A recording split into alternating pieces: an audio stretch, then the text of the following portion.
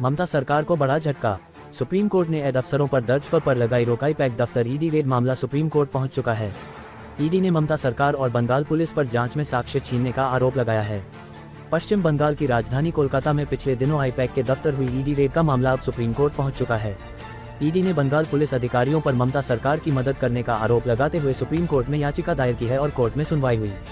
Court ने ED अफसरों पर दर्ज एफआईआर पर अगली सुनवाई तक रोक लगाते हुए नोटिस जारी किया है।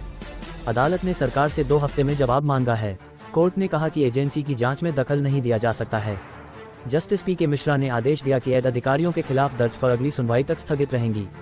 सुप्रीम कोर्ट ने निर्देश दिया कि प्रतिवादी सीसीटीवी फुटेज और सर्च की रिकॉर्डिंग वाले दूसरे स्टोरेज डिवाइस को सुरक्षित रखें। सीनियर एडवोकेट अभिषेक सिंघवी ने अनुरोध किया कि जांच बिना किसी दबाव के आगे बढ़े और अगर स्टे जारी रहता है तो आवेदन करने के लिए अतिरिक्त समय मांगा। कोर्ट ने जवाब दिया कि आदेश जल्दी पास किया जा सकता था, लेकिन विस्तृत दलीलों और इस तथ्य को देखते हुए कि कार्यवाही का व्यापक रूप से टेलीकास्ट किया जा रहा है, सभी दलीलों को विस्तार से रिकॉर्ड करना महत्वपूर्ण था। ईडी ने ममता सरकार पर क्या आरोप लगाया है। Solicitor general SG Tushar Mehta ने ईडी की ओर से पैरवी करते हुए अदालत में दावा किया कि मुख्यमंत्री ममता बनर्जी ने राज्य पुलिस के साथ मिलकर जांच के दौरान साक्ष्यों की चोरी की है। इसके अलावा उन्होंने कहा कि ममता ने ईडी के एक अधिकारी का फोन भी ले लिया था। ईडी का आरोप है कि छापेमारी के दौरान मुख्यमंत्री खुद मौके पर पहुंची और जांच अधिकारियों के लैपटॉप, महत्वपूर्ण दस्तावेज और मोबाइल फोन जबरन छीन लिए। इस घटना को लेकर ईडी ने पश्चिम बंगाल के डीजीपी राजीव कुमार और कोलकाता पुलिस कमिश्नर मनोज कुमार वर्मा को तुरंत निलंबित करने और उनके खिलाफ दर्ज करने की मांग की है। चुनावी काम में ईडी को दखल देने का अधिकार नहीं। सुप्रीम कोर्ट ने दोनों पक्षों के वकीलों की बात सुनने के बाद कहा कि यह याचिका ईडी और दूसरी केंद्रीय एजेंसियों की जांच और राज्य अधिकारियों द्वारा कथित दखल के बारे में एक गंभीर मुद्दा उठाती है। कोर्ट ने जोर दिया कि कानून का राज बनाए रखने और हर एजेंसी को आज़ादी से काम करने देने के लिए इस मामले की जांच होनी चाहिए, जिससे ये पक्का हो सके कि किसी भी राज्य की सुरक्षा की आड़ में अपराधियों को बचाया न जाए। बेंच ने कहा कि इसमें कानून के बड़े सवाल शामिल हैं और उन्हें बिना सुलझाए छोड़ने से स्थिति और खराब हो सकती है, जिससे एक या ज्यादा राज्यों में अराजकता फैल सकती है। कोर्ट ने जोर दिया कि किसी भी एजेंसी को चुनाव के काम में दखल देने का अधिकार नहीं है, लेकिन जब कोई केंद्रीय एजेंसी किसी गंभीर अपराध की जांच के लिए ईमानदारी से काम कर रही हो तो पार्टी के काम की आड़ में गतिविधियों को उसकी शक्तियों में रुकावट नहीं डालनी चाहिए। सुप्रीम कोर्ट ने नोटिस जारी किया और निर्देश दिया कि 3 दिनों के अंदर जवाब दाखिल किया जाए। ईडी की तरफ से दी गई दलीलों में कहा गया कि राज्य की मशीनरी का इस्तेमाल केंद्रीय एजेंसियों के कामकाज में बाधा डालने के लिए एक पैटर्न की तरह किया जा रहा है।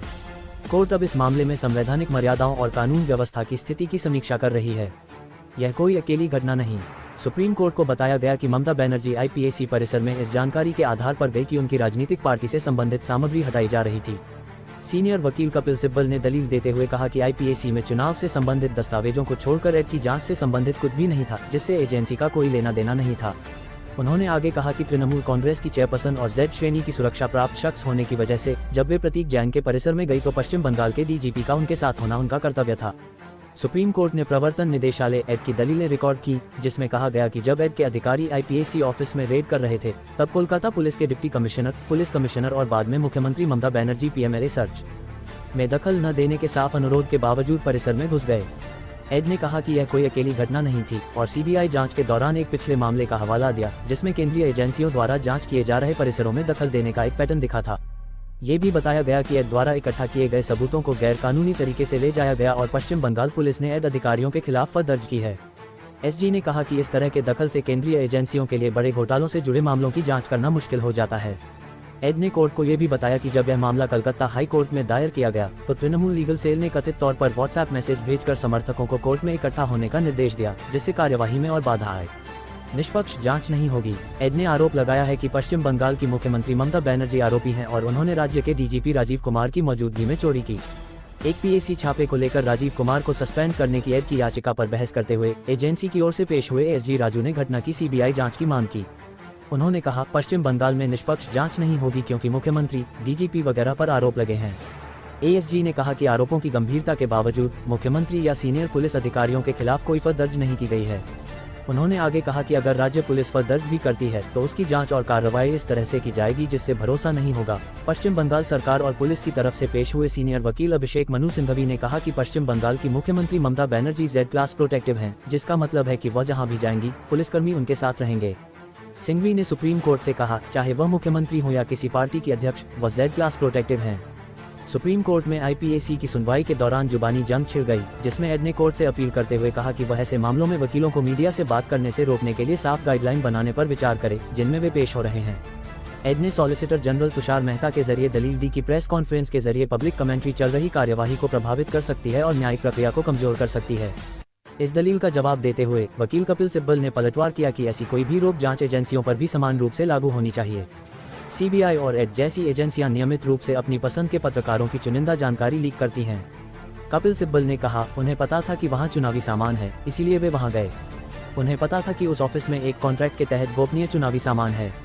यह एड की तरफ से पूरी तरह से गलत इरादे से किया गया काम है। कपिल सिब्बल ने कोर्ट का ध्यान तलाशी के दौरान बनाए गए पंचनामे की ओर भी दिलाया और बताया कि एड ने उस जगह से किसी भी दस्तावेज या सामान को जब्त करने का रिकॉर्ड नहीं किया। जब बेंच ने कहा कि अगर एजेंसी का इरादा सामान जब्त करने का होता तो वे ऐसा करते, तो सिब्बल ने जवाब दिया कि अधिकारी औपचारिक रूप से दस्तावेज जब्त किए बिना भी तस्वीरें ले सकते थे या संवेदनशील जानकारी हासिल कर सकते थे। पश्चिम बंगाल की मुख्यमंत्री ममता बनर्जी ने राजनीतिक कंसल्टेंसी फर्म IPAC के ऑफिस पर हाल ही में हुई एड की रेड को गलत इरादे से की गई कार्रवाई बताया। उन्होंने आरोप लगाया कि केंद्रीय एजेंसी को पूरी तरह पता था कि उस जगह पर चुनाव से जुड़ा संवेदनशील और गोपनीय सामान रखा है। सुप्रीम कोर्ट में बहस करते हुए बनर्जी और तृणमूल कांग्रेस की ओर से पेश हुए सीनियर वकील कपिल सिब्बल ने कहा कि एड ने जानबूझकर IPAC ऑफिस में तलाशी ली, जबकि उन्हें पता था कि वहां कॉन्ट्रैक्ट के तहत गोपनीय चुनावी डेटा रखा है। एनफोर्समेंट डायरेक्टोरेट ने सुप्रीम कोर्ट को बताया कि पश्चिम बंगाल की मुख्यमंत्री ममता बनर्जी में आपत्तिजनक सबूत लेने की हिम्मत थी, जो चोरी के बराबर था, और फिर इसके लिए सार्वजनिक रूप से एजेंसी पर आरोप लगाया। इस पर सुप्रीम कोर्ट ने कहा कि यह एक गंभीर मामला है और वह दोनों पक्षों की दलीलें सुनना चाहता है। पश्चिम बंगाल की मुख्यमंत्री ममता बनर्जी ने राजनीतिक कंसल्टेंसी फर्म IPAC के ऑफिस पर हाल ही में हुई एड की रेड को गलत इरादे से की गई कार्रवाई बताया। उन्होंने आरोप लगाया कि केंद्रीय एजेंसी को पूरी तरह पता था कि उस जगह पर चुनाव से जुड़ा संवेदनशील और गोपनीय सामान रखा है। सुप्रीम कोर्ट में बहस करते हुए बनर्जी और तृणमूल कांग्रेस की ओर से पेश हुए सीनियर वकील कपिल सिब्बल ने कहा कि एड ने जानबूझकर IPAC ऑफिस में तलाशी ली, जबकि उन्हें पता था कि वहां कॉन्ट्रैक्ट के तहत गोपनीय चुनावी डेटा रखा है। एनफोर्समेंट डायरेक्टोरेट ने सुप्रीम कोर्ट को बताया कि पश्चिम बंगाल की मुख्यमंत्री ममता बनर्जी में आपत्तिजनक सबूत लेने की हिम्मत थी, जो चोरी के बराबर था, और फिर इसके लिए सार्वजनिक रूप से एजेंसी पर आरोप लगाया। इस पर सुप्रीम कोर्ट ने कहा कि यह एक गंभीर मामला है और वह दोनों पक्षों की दलीलें सुनना चाहता है। पश्चिम बंगाल की मुख्यमंत्री ममता बनर्जी ने एक PAC पर एड की छापेमारी पर सवाल उठाते हुए कहा कि एजेंसी 2 साल बाद राज्य में क्यों आए और आने वाले विधानसभा चुनावों से ठीक पहले तलाशी क्यों ली। बनर्जी की तरफ से पेश हुए वकील कपिल सिब्बल ने कहा, जो हो रहा है उससे हम परेशान हैं। एड ने बंगाल आने के लिए 2 साल तक इंतजार क्यों किया? ये सिर्फ पूर्वाग्रह पैदा करने के लिए है। रेड के दौरान मौके पर ममता बनर्जी के पहुंचने को लेकर कपिल सिब्बल ने कहा, एड पहले से ही वहां थी और मुख्यमंत्री दोपहर 12 बजे आए और 12:15 बजे चली गई। कथित दखलंदाजी पर सवाल उठाते हुए एड ने पूछा कि ऐसा क्या छिपाया जा रहा था कि मुख्यमंत्री ममता बनर्जी को पुलिस के साथ जबरदस्ती घुसना पड़ा। सॉलिसिटर जनरल तुषार मेहता ने कहा कि उन्हें नहीं पता कि ऐसे कड़े कदम उठाने की क्या जरूरत थी। उन्होंने आरोप लगाया कि मौजूदा मुख्यमंत्री पुलिस कमिश्नर के साथ परिसर में घुसी, कानून व्यवस्था का उल्लंघन किया और जाने से पहले डिजिटल डिवाइस और 3 आपत्तिजनक दस्तावेज अपने कब्जे में ले लिए। उन्होंने कहा कि घटना की एक रिपोर्ट तैयार की गई थी और दस्तावेज DGP और पुलिस प्रमुख सहित सीनियर अधिकारियों को दिखाए गए थे। मेहता ने जोर देकर कहा कि तलाशी PMLA की धारा 17 के तहत की गई थी, जिसमें अधिकारियों ने अपनी पहचान ठीक से बताई थी। उन्होंने तर्क दिया कि आपत्तिजनक सामग्री को हिरासत में लेना चोरी के बराबर है, खासकर जब बाद में इसे सार्वजनिक रूप से स्वीकार किया गया। उन्होंने कोर्ट के सामने दावा किया कि यह कोई अकेली घटना नहीं थी और ऐसी कार्रवाई दोबारा न हो, ये सुनिश्चित करने के लिए हस्तक्षेप करने का आग्रह किया। सुप्रीम कोर्ट में उठा HC में सुनवाई न हो पाने का मुद्दा।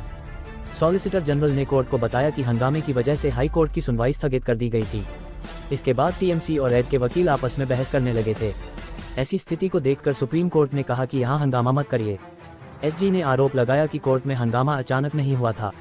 TMC के लीगल सेल ने इसकी प्लानिंग की थी, लोगों को आने के लिए मैसेज भेजे थे। मैसेज भेजा गया था जिसमें लिखा था, सब लोग आओ। कोर्ट की टिप्पणी करते हुए कहा कि क्या कोर्ट को जंतर मंतर बना दिया गया है। सॉलिसिटर जनरल ने आगे कहा, TMC की याचिका की सुनवाई से पहले HC में हालात देखिए।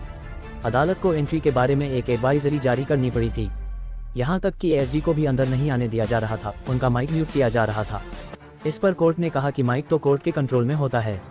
ED का आरोप है कि उनके वकील ASG को ठीक से बहस करने की इजाजत नहीं दी गई। हाई कोर्ट के सामने उनका माइक म्यूट किया जा रहा था।